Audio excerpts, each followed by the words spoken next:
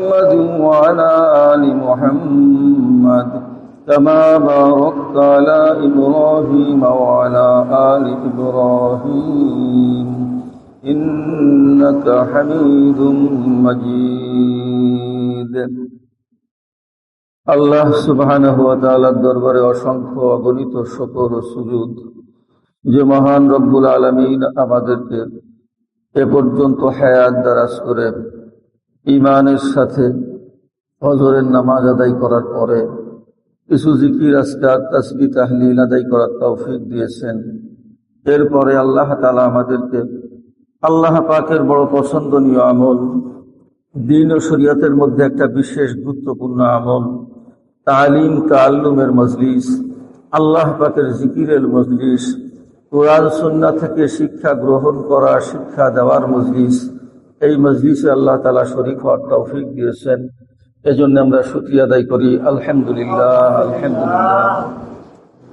হাজার হাজার লক্ষ লক্ষ মানুষের মধ্য থেকে আল্লাহ তাআলা বাছাই করে মাত্র গুটি কত কয়েকজন মানুষ আমরা গুনাহগার, আল্লাহ পাকের গুনাহগার গোলাম।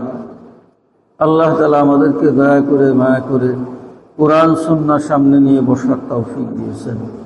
এটা আল্লাহ তাআলার এক বিশেষ রহমত, আল্লাহ পাকের বড় মেহেরবানি।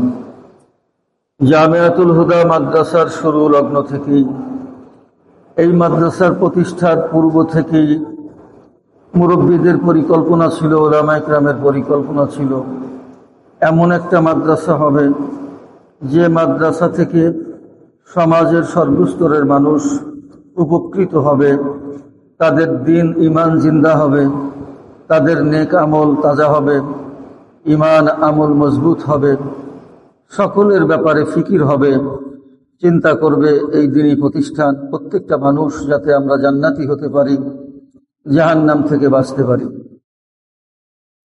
তারই ধারাবাহিকতায় কিছু কিছু আমল এই মাদ্রাসার পক্ষ থেকে চালু আছে আলহামদুলিল্লাহ এখনো পর্যন্ত।